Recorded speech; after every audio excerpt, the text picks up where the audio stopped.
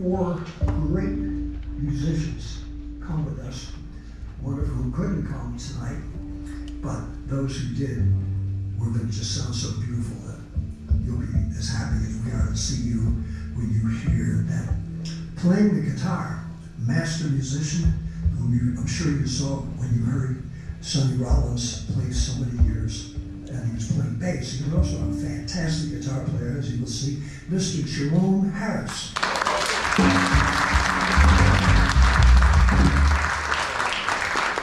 Playing acoustic bass, and he's made every Lowell Center bass Kerouac for over a decade, not to mention every other type of outrageous gig that we've had. Any kind of music he plays just so beautifully. In fact, he's free to be here with us tonight, Mr. Rene Hart.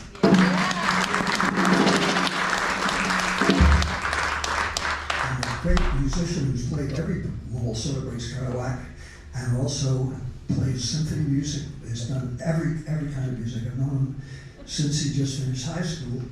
He also plays jazz glockenspiel, which is worth a trip to Lowell. If you're not from here, just to hear him play, a master musician and friend of the festival countless times, Mr. Kevin Twigg.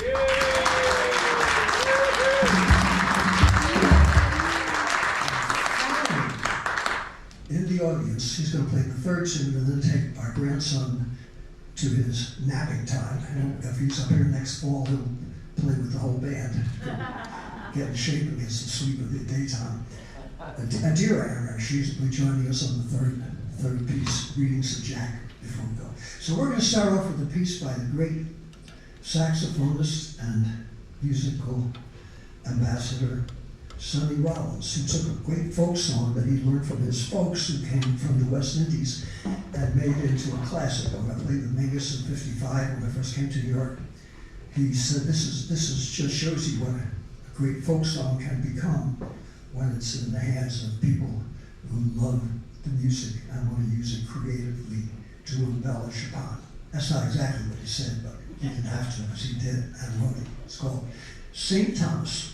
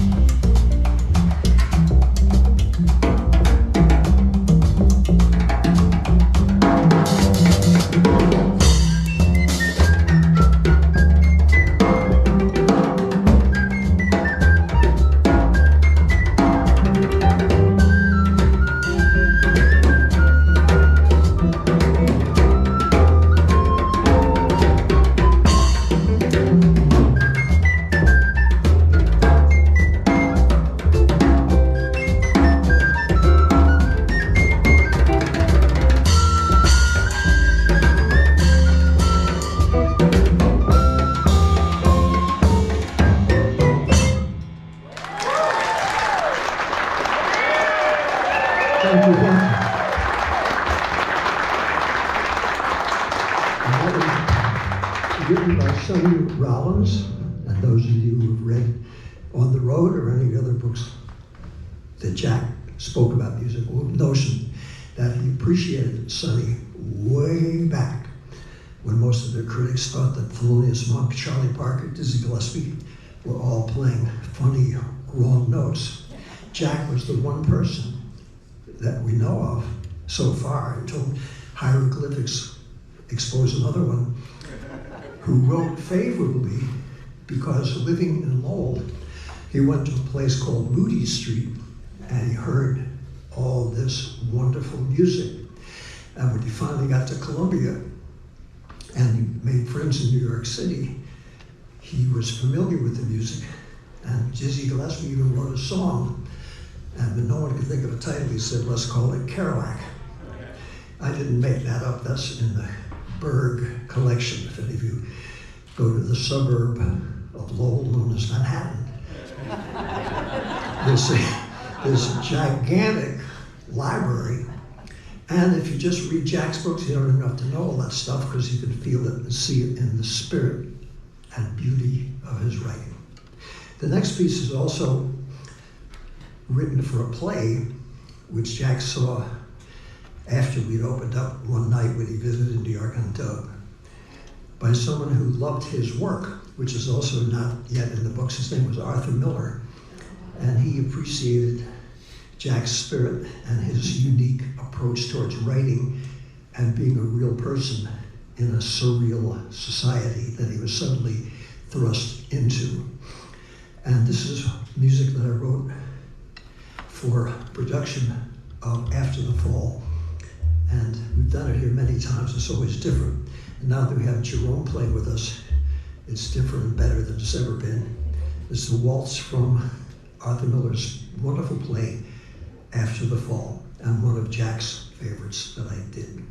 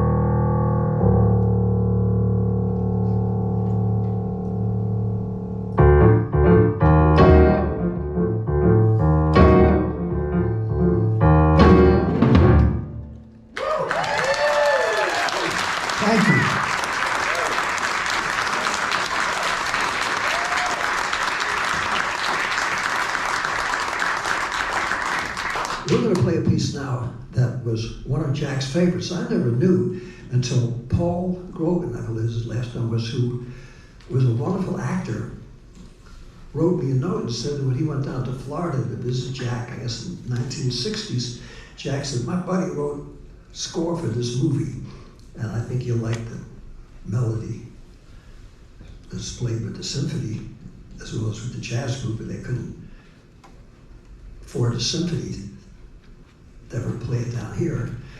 And he's not here to play it in his local neighborhood bar, so maybe you'd like to come and see the film. And Paul said, well, sure, why not? And it was Splendor in the Grass, and I never realized until Jack told me later he remembered that, and that it was one of his favorites. And since there was a whole new generation of people who didn't call themselves beatniks or members of the beat generation or wannabe members of the beat generation or any of that branding stuff that had nothing to do with Jack or with his work or any of us, but became a title more or less to bury all the no-goodniks, as we were affectionately called, who decided to go into the arts, which was considered a waste of time and a crime against your parents and humanity. As a result of that, it was kind of a bizarre, non-audience, mostly recalcitrants and people who wanted to join something but couldn't get to be in any group or club.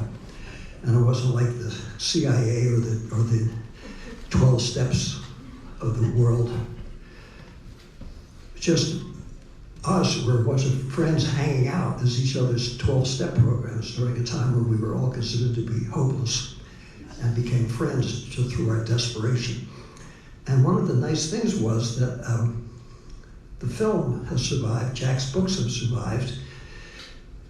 A lot of the people who created the beat generation are no longer with us, or they found something else, either a cult or perhaps selling hedge funds or dope or whatever.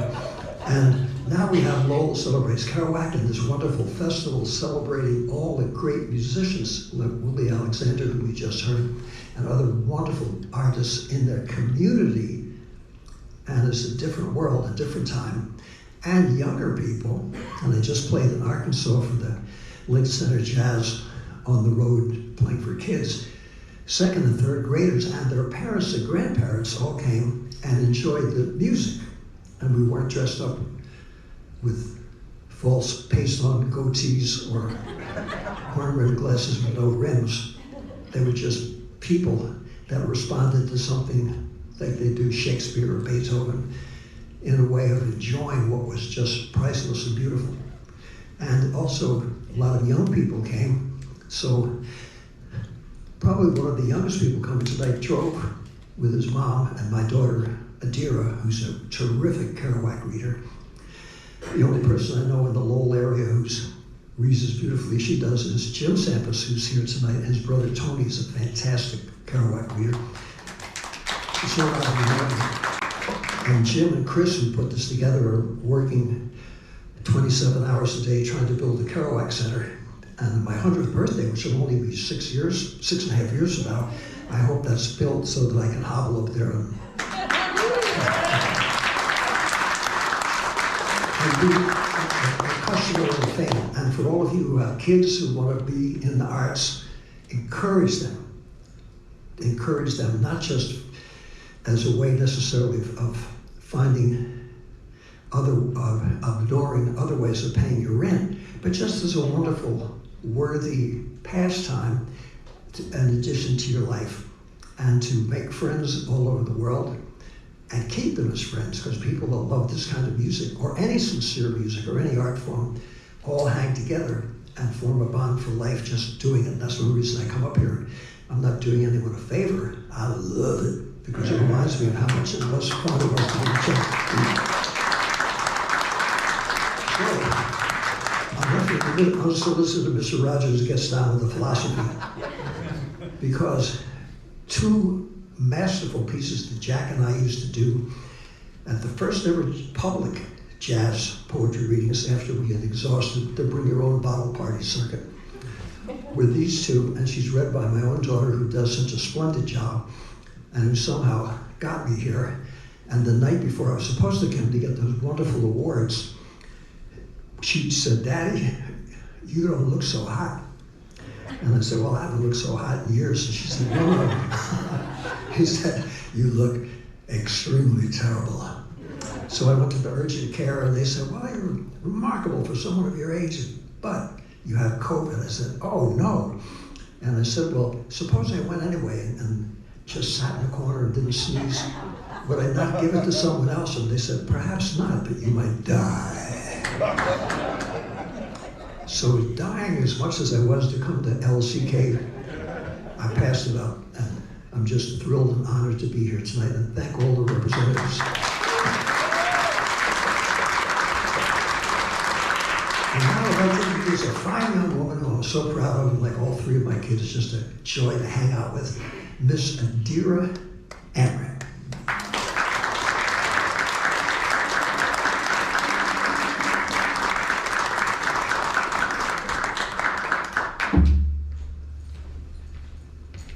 Hello, everyone. I'm the COVID compliance officer.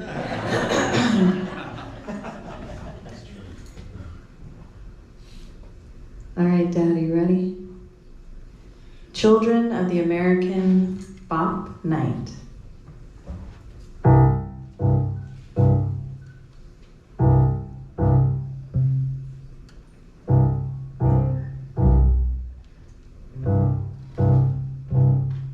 Once there was Louis Armstrong, blowing his beautiful top in the muds of New Orleans. Before him, the mad musicians who had paraded on official days and broke up the Sousa marches into ragtime.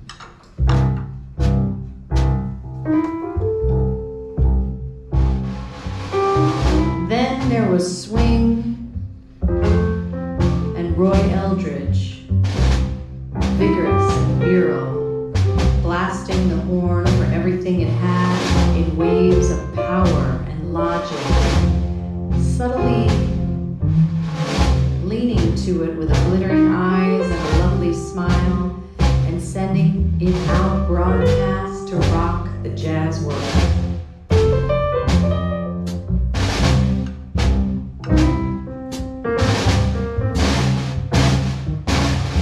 Then it comes Charlie Parker, a kid in his mother's woodshed in Kansas City, blowing his taped up alto among the logs, practicing on rainy days, coming out to watch the old swingin' Basie and Benny Moten band that had Hot Lips Page and the rest.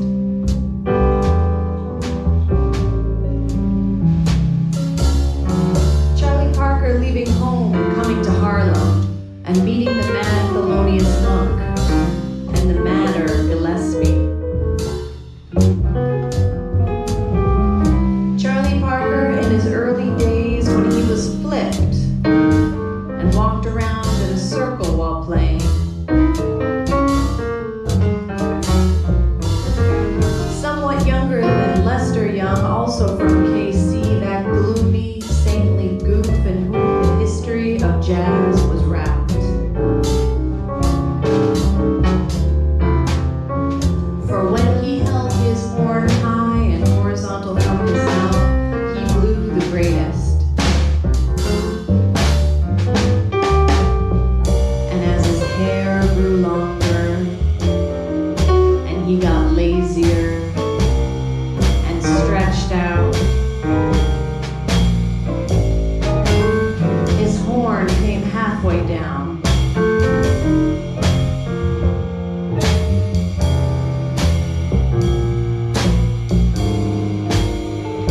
Till it finally fell all the way down.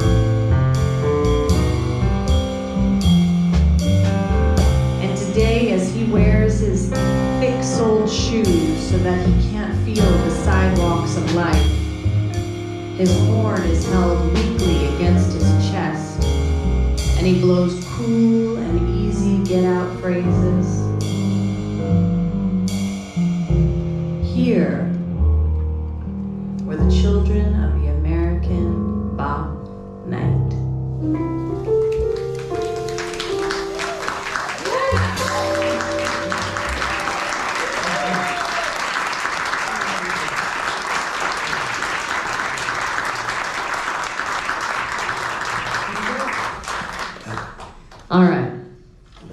One more. So Okay. America. So in America.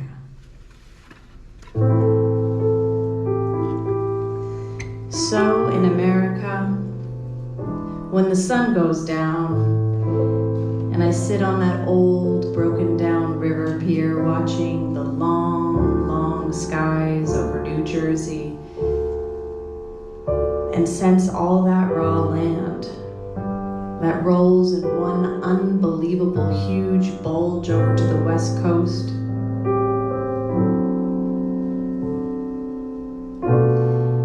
And all that road going. All the people dreaming in the immensity of it.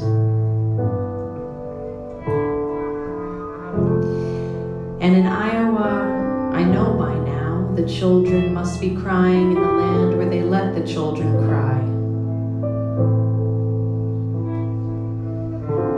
And tonight the stars will be out.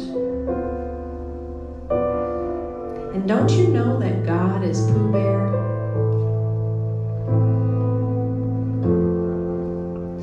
The evening star must be drooping and shedding her sparkler dims on the prairie, which is just before the coming of complete night that blesses the earth, darkens all rivers, cups the peaks, and folds the final shore in.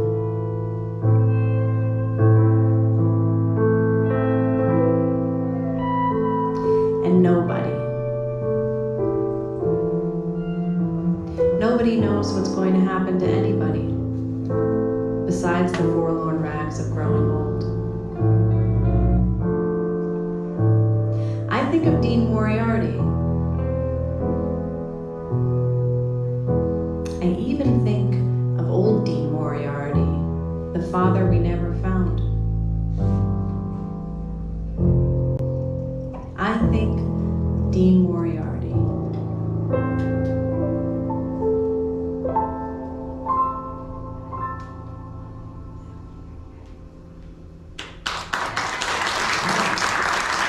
Mr. David Amram. And Jerome Harris. And Renee House. And Adira Amram.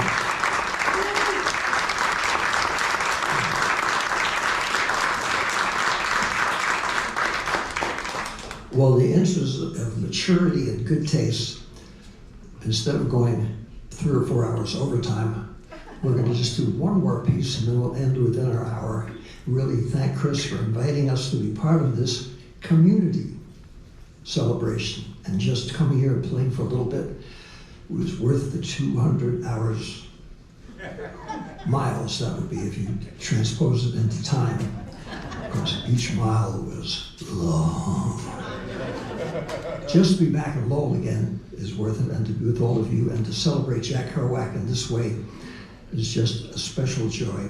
And no one has the authority to do anything except to appreciate him as a wonderful person and an extraordinary writer. So I'm just one of thousands of people that was lucky enough to know him, and hope that all of you will encourage your friends to read his books, because he was first and last and foremost an author. And that's something that we can all be proud of, and hopefully instills the feeling of creativity in all of you, because we're all born creative, we're all born artists until we're talked out of it. So if you feel you were put here to do something, please do it, and encourage your friends to do it, and you'll have a much better life, and it's better for your health, and you have much more fun. So when people say, man, you're going to be 94, how come you still got all that energy? I said, well, desperation is very stimulating. So if you had dreams of doing something artistic, go ahead and do it anyway, even if you're told it's impossible.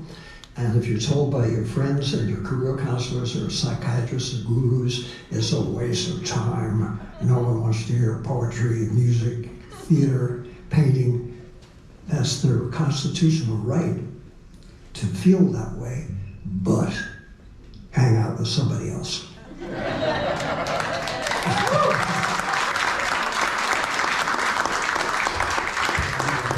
We're going to end with a little film that we did in 1959. Robert Frank's work is being exhibited, I believe, in Andover at the moment. We made the film, which is really nice, but it was a lot of fun. It was basically a home movie. We never thought anybody would see it, and for about 3 decades they didn't. But now it's oozed to the surface, and Jack's narration is just phenomenal. And we think you'll enjoy it. This was a little ditty that we made up with the unlikely lyric team of Jack Kerouac, Neil Cassidy, his road buddy, Allen Ginsberg, and I wrote the music and appeared in it as a non-actor, which all of us in it proved not being actors by our non-performances. And we'll leave it with you and hope that you'll all come back to LCK this fall and come back to this wonderful festival next year, and also support Jim Sampis and Chris in their efforts to raise that money to build that center. And then we'll really have a place to hang out. This is Pull My Daisy. Now, I know many people in this room certainly have heard this song before. And for those of you who have memorized the spontaneous licks, I could say that you never say more, more, more.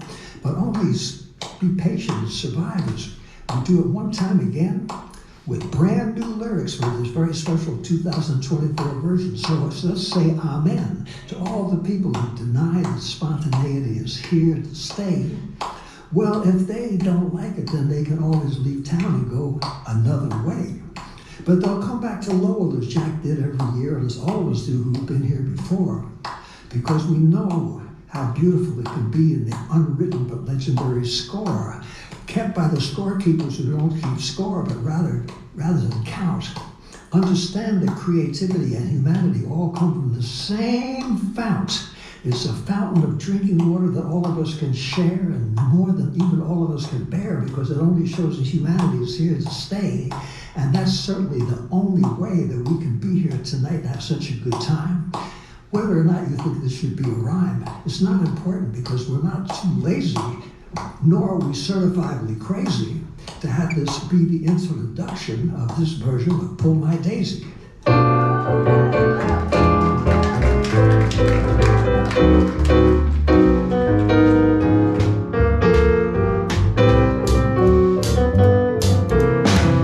Pull my daisy, tip my cup, all my doors are open.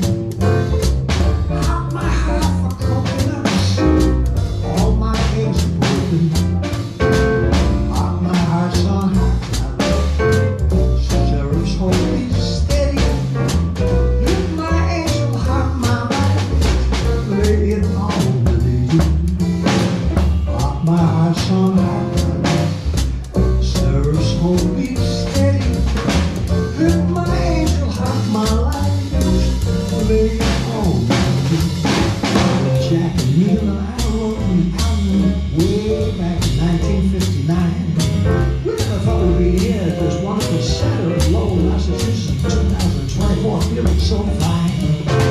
We're really glad here to be with all of you.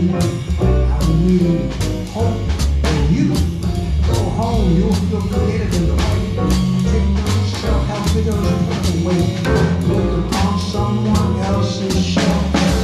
From the Isle of Manhattan to the Isle of Wight, that overrated you don't need it, but all your dudes answer nature's call. I know just to be spontaneous.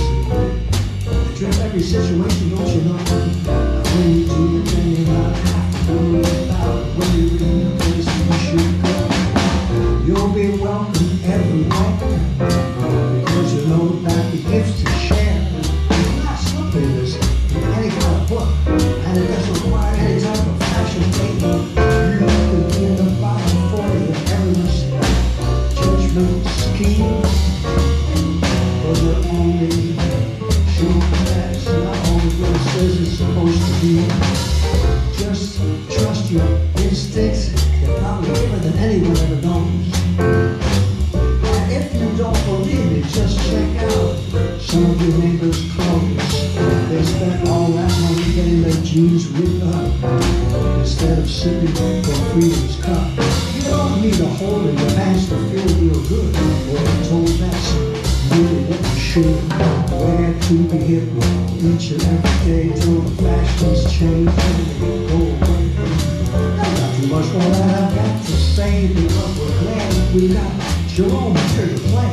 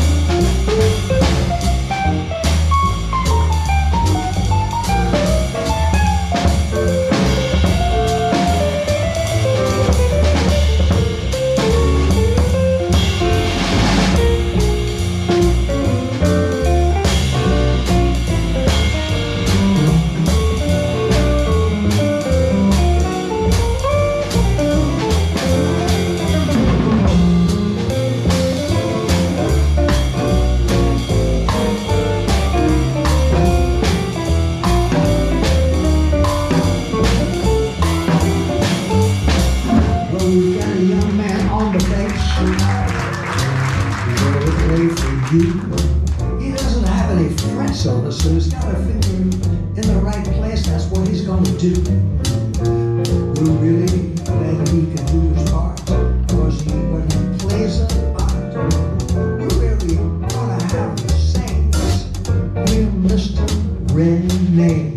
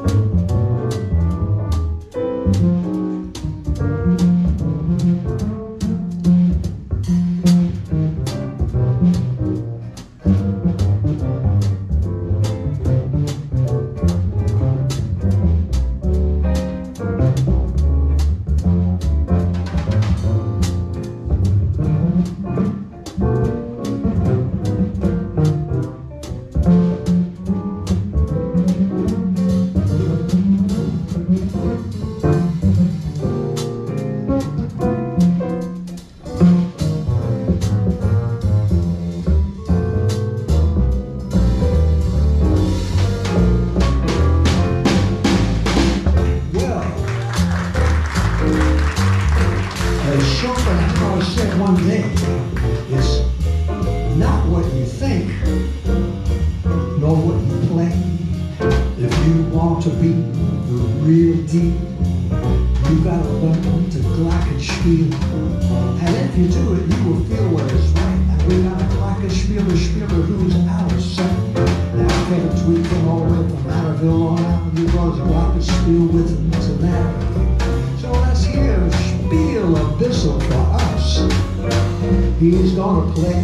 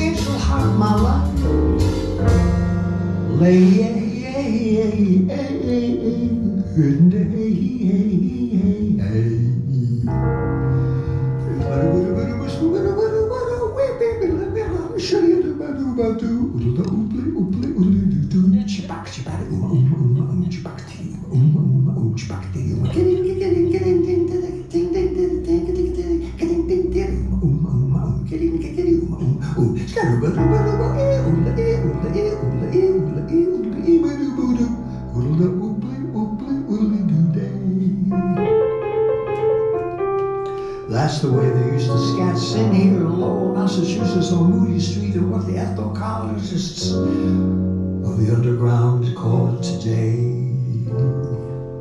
It was the good old days for sure, but they never went away, and today's the good old days, don't you know? And we've got Jack Kerouac, and is ready to show us nice scores that when he was here, and everybody thought that things in Lowell were too slow. His father said to him, in French, as he always spoke at home, Mon cher Jackie, si tu es resté ici seulement, certainement tu seras obligé comme ta mère à travailler toute la vie dans un factory. Which meant, son, you better get out of town or you're going to be like your mother and terminally imprisoned by having to spend a life in a factory. So Jack went to prestigious Harsman. He was offered football scholarships, even though he did better in English studies as well than anybody believed possibly a young fellow from Lowell can. And he got accepted into prestigious, ivy-covered, exclusive top 5 Columbia U. And he was so excited he hardly knew what to do. And in the 3rd week of football practice, he broke his leg. He was too proud to beg him, like his coach, Lou Little, said that I think perhaps his athletic career might be through. Well, slaving away for many, many a day, not taking Benzedrine or smoking weed, but only drinking coffee and Kerouac cigarettes, known as Camels, the worst nicotine. If you don't believe me, go to the Bear Collection in the New York City Library and see what I mean.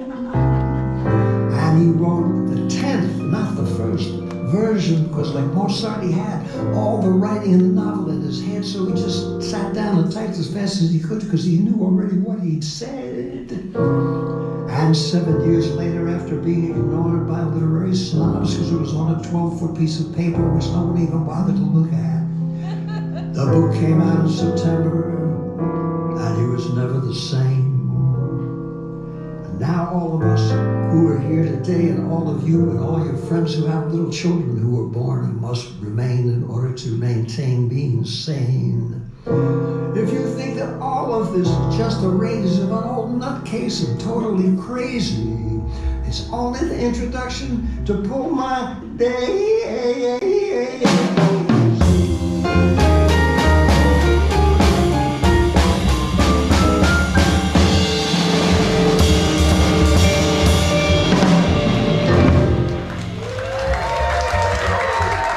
Thank you. On behalf of Jerome Harris, Renee Hart, Kevin Twigg, and Julia, thank you for having us as your guests. It's a joy to be back in Lowell. Thank you for that.